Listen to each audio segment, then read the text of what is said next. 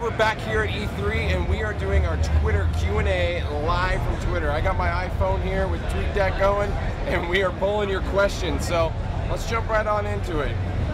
Sucker Punch 5000 post. Where did the idea Captain Titus come from? You know, why use an original character rather than a GW character? It's a good question.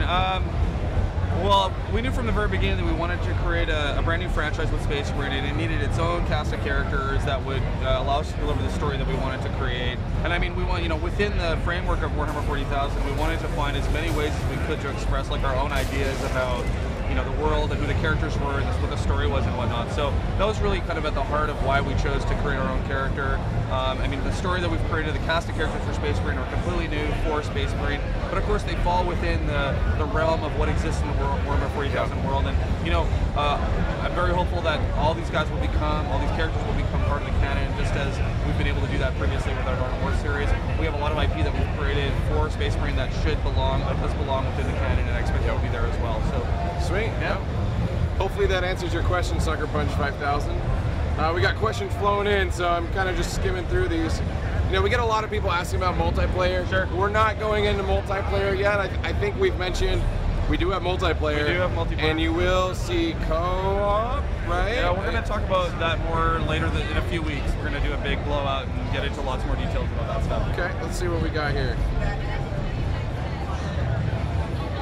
So, and the question, we've touched on this a little bit, but single player. How long are we looking at the single player looking at right now? It's like 12 hours, 12, you know, let's say 11 to 15, depending on sort of skill level and what difficulty level you're playing on and whatnot. But it's a very substantial single player game. There's a lot of content there.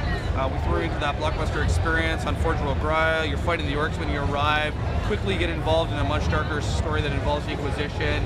And then, of course, you guys all know that we lead into Chaos arriving as well. So there's a lot of stuff going on in the game. There's a lot of story. It's a huge experience. Tons of different environments and stuff on Gaia. So yeah, this is tons of content there. Yeah. And that question was from Wid069. Sorry, I didn't call your name out when we were right there.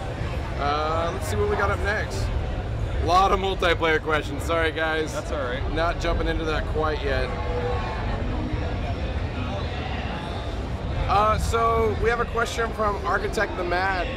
This is about pre-order. So he wants to play the game on PC, and he wants to know if he's going to have access to the Power Sword as an unlock in the game. I could probably answer this question just as well. So right now, the Collector's Edition will come with the Power Sword if you buy it from THQ.com. So make sure to check out your THQ.com for your territory, and it should come with the Power Sword. So if not, hit us up through Twitter again or direct message us, and we'll get you the link so you can get there. Good answer. So here's a question from Brennan Sithiech. So I butchered your names, I apologize. Do you get to fight alongside the Imperial Guard, or are they unfortunate dead bodies through the game? LOL. A little bit of both. Right. So when you come to Forge World Gaia, in response to, you know, the fact that the planet got invaded by, you know, a huge army of orcs, as Captain Titus, you're not really expecting anyone to be alive anymore. I mean, the orcs have been there for about 8 or 9 days, and, you know, millions of them, so they've really wiped the place out. And when you arrive on the planet, we've talked already about how we have Lieutenant Mira, who's an Imperial Guard leader. She's one of the key sort of story characters we have in the game. And you come across some Imperial Guard survivors, and so their story becomes part of the story of Space Marine, and you do interact with them as you go through the world. So they're not just, you know, dead bodies in the world. They are a presence, an unexpected presence, and you sort of intersect with them as you go through the story, and they become part of the fabric of what we're telling in Space Marine. Sweet, awesome. Yeah. So back at it, we got Lowly Starkman. He's asking, does our character Titus, Captain Titus, speak during gameplay? Oh yeah. As in when you're fighting, and, you know, not just during cutscenes. Sure, yeah, absolutely. So Captain Titus and the other Ultramarines allies that you have in the game with you. Incidentally, Captain Titus is voiced by Mark Strong, an amazing actor. By the way. Really delivers an incredible performance in that character. We have a great voice cast across the board. And yeah, in gameplay we do have lots of dialogue that comes through. You know, we were really careful to find the right balance of how much dialogue. We didn't want our guys to be too chatty, but they will vocalize, they will comment on what's going on in battle. They'll give you sort of situational awareness and feedback of what's going on. They'll call out certain types of enemies when they see them and whatnot. So yeah, you'll definitely hear them. Awesome. Sid MCDP asks again, when will multiplayer details be announced? They're coming soon, we promise. So here's actually a good question. Yeah, for those of you on Facebook, you also see it on Twitter. We're doing an E3 giveaway for your chance to win a chainsword.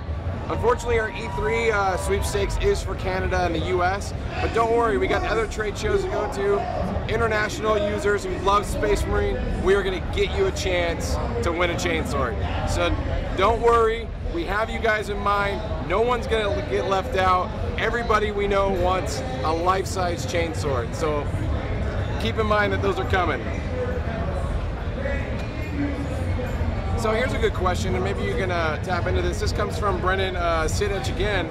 Are you able to issue orders to the other Marines with you, or do they operate simply on their own, like just basic AI? How does that work in the game? So your allies, Sergeant Sidonis and the rookie Leandros, are completely autonomous characters in the game. You know, we were really careful about wanting to make sure that we were delivering like a pure kind of action-driven combat experience that wasn't about sort of squad control and whatnot, because we really wanted to focus on that visceral experience of the combat, that seamless blending between the melee and shooting, you know, and kind of owning the battlefield. So it's really about what you're doing as Captain Titus. The other characters are there, they're giving you support as you go through the game, but there's no aspect of having to kind of manage them or squad control. They can kind of take care of themselves, and so you don't have to worry about necessarily about what they're doing. Because you know, multiplayer games where it's frustrating, your allies die and it's a fail state, you can't do anything about it. So try to be really careful to avoid all that stuff.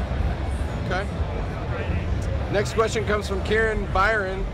He asks, do melee and range controls transfer well on PC? Seems like the control system better suited for for controllers like on Xbox and PS3.